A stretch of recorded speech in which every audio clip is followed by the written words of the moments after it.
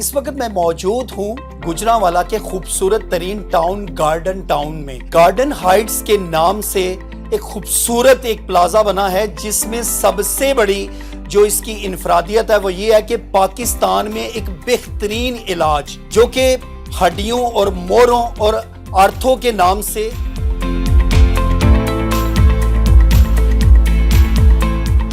یہ بالکل آرگینک علاج ہے اور شاید ہی پاکستان میں چند ایک جگہ پر یہ سہولت ہے. اور سب سے بڑی یہ سہولت کی بات یہ ہے کہ یہ ڈاکٹر صاحب جو ہیں یہ اسپیشل امریکہ سے اس میں ڈگری کر کے پاکستان میں آ رہے ہیں. اور اس کے پیچھے بھی ایک بہت موٹیویشنل کہانی ہے کہ کس طرح ان کو خیال آیا کہ پاکستان میں اس کام کی ضرورت ہے.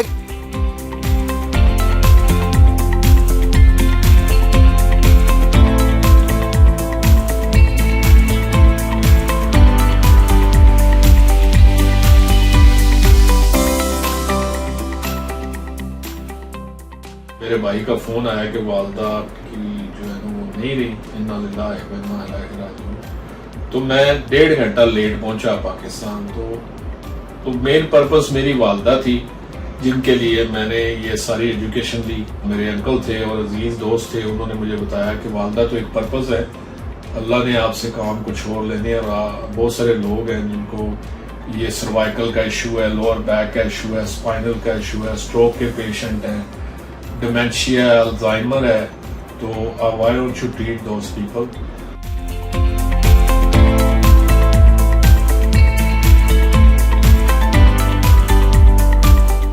تو انشاءاللہ اس کی جو پرائز رینج ہے یا جو تھراپی سیشن کے جو چارجز ہیں وہ ویری ریزنیبل ہیں, اور ہم نے بالکل تھوڑے سے رکھے ہیں تاکہ ہر بندہ اس کو افورڈ کر سکے.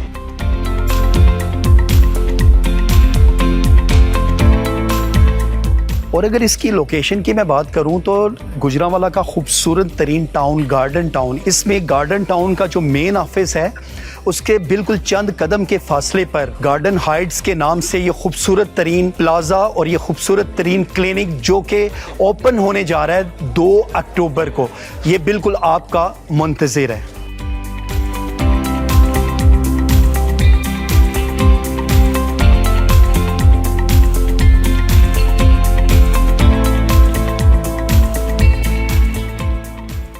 اکتوبر کو اس کی اوپننگ ہے.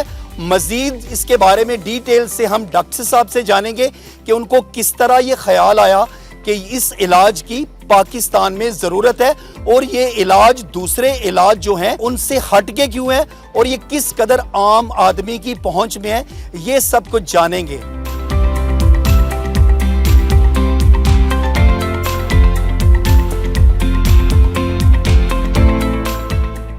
السلام علیکم, میرا نام اشفاق مشتاق ہے. میں نیو یارک میں رہتا ہوں, کافی عرصے سے یہیں بزنس کر رہا ہوں.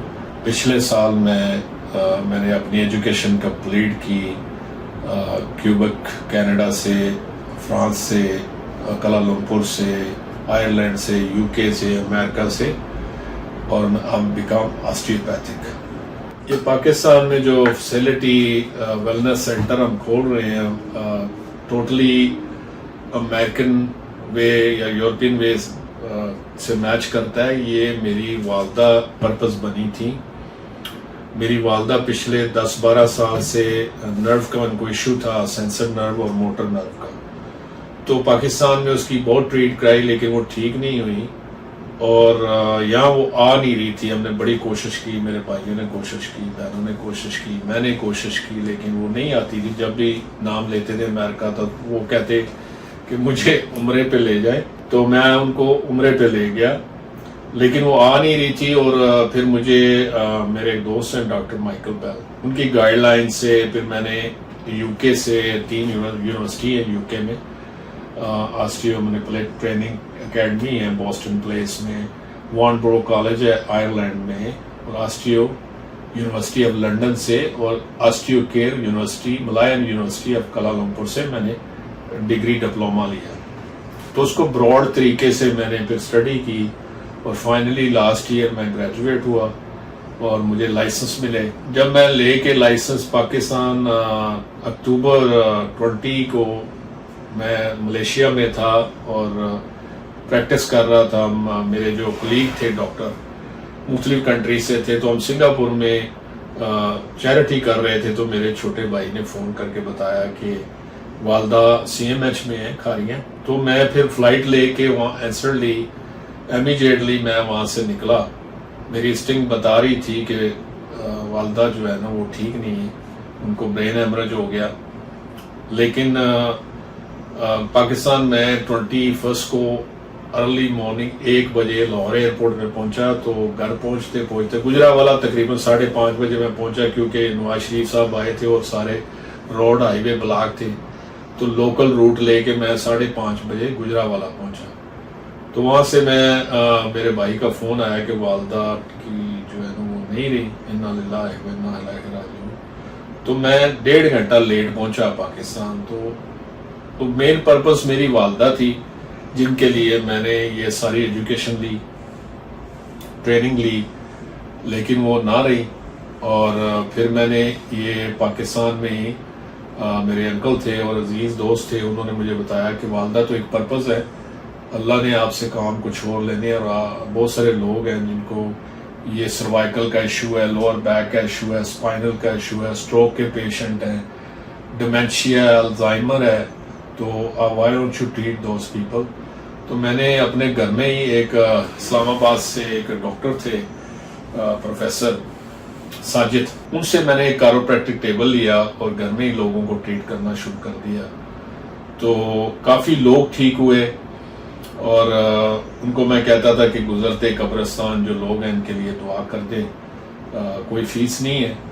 और बहुत सारे ऐसे लोग आए जो कई सालों से नहीं चल सके, उनकी नर्व्स काम नहीं कर रही थी या ब्लॉकेज थी, डिफरेंट इशू थे, लेकिन वो सेशन के बाद वो ठीक हुए। एक पेशेंट मेरे पास लंदन से आया था और काफ़ी अरसे से वो लंदन में फिजियोथेरेपी करवा रहा था, लेकिन उसको आराम नहीं आया। कुछ लोग मेडिसिन ले रहे हैं डॉक्टरों से, मेडिसिन सिर्फ टेम्परेरी रिलीव है।